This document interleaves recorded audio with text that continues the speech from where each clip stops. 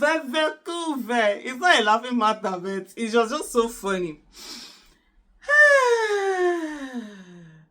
I just watched the interview of Felix Morka coming out to say that, he didn't threaten Peter Obi, and that, it was, he just made a statement, he was reacting to Kiniko, and that it was Peter Obi's people that now came, they're even threatening him, they are doing this, they are doing that. But anyway, let me not bore you too much. Just watch the video. I, Felix Morka, did not threaten Peter Obi. Nothing I said in that interview begins to even suggest remotely that, Peter Obi, I was asking anything other than saying to the man who was asking me a question, he said, you guys are calling him prophet of doom or, voodoo economist. And I said, well, you know what, if that is what it's called, he has, he deserves it because he's crossed the line of truth.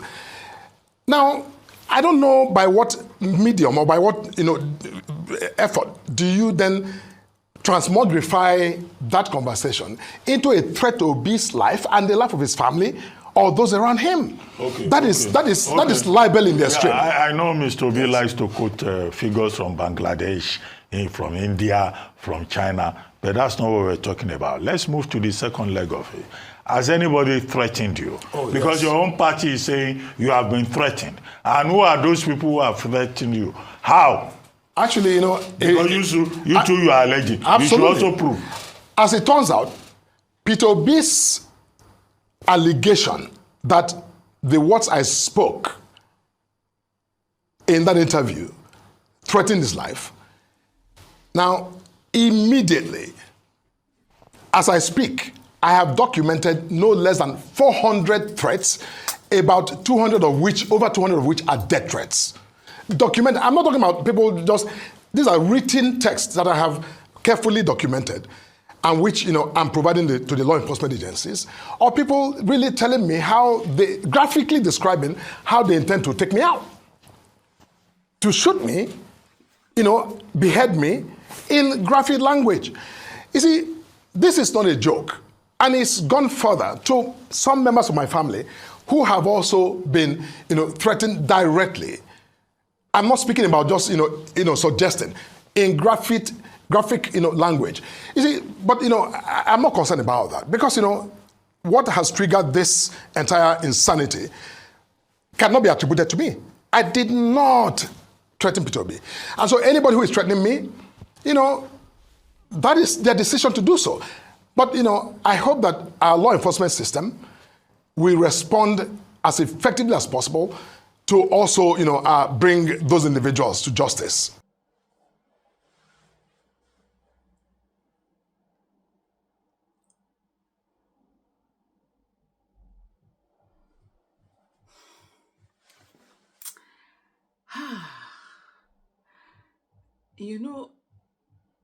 So I watched that video, and the first thing that came to my mind was that what was the relationship between the fact that Peter Obi likes to use figures from Bangladesh and every other place to the conversation that was being had?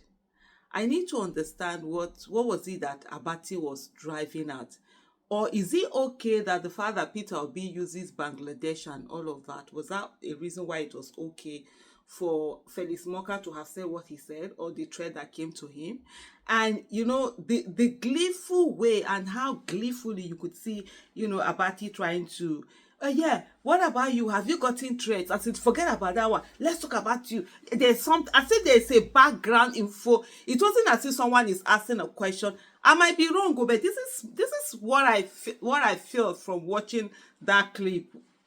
My reaction to that clip. It's almost as if they have had a conversation, a pre-conversation, like, okay, let's just talk about that once more. Then we'll bring in the fact that people are threatening you or something. You could see, forget that one. What about you? What threat have you received? And then, really? Abati will always be Abati. Right from even sometimes people say, we didn't know. People didn't know him during the time of Jonathan. Hey, Abati and Doyokupe.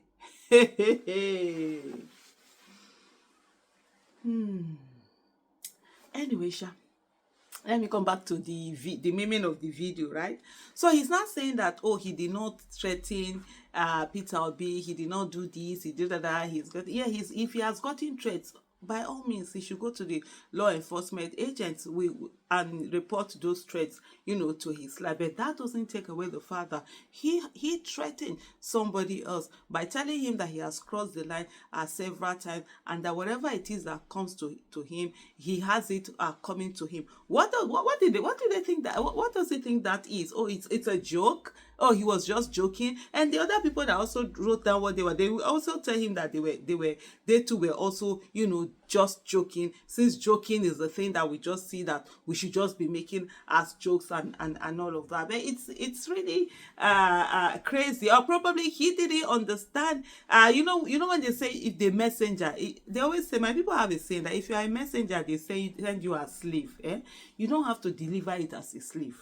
So probably he had come out, either he was sent to test the waters, or it slipped out of his mouth in the moment that he was angry, he's infuriated, as in, how dare Mr. Peter Obi to think that he can come and do whatever and be there and be opposite them. How dare anybody? They are the ones who own Nigeria and they can do anything and be anything and behave anyhow. That's the mindset, that they have. But unfortunately for them, that's not the way it goes. No, it doesn't go that way, and it's not going to go the way that they think they would want it to go. One of the things that I'm going to end this video by allowing you to watch, the video where Felix Morka actually said what he did, and you judge by yourself whether indeed he was threatening or not threatening. Forget what that one that he's saying.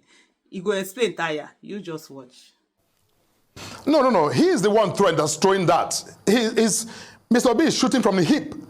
He's not looking. He's not taking an aim. He just, shoots widely like, what we used to see in movies back in the day, in the Wild Wild West.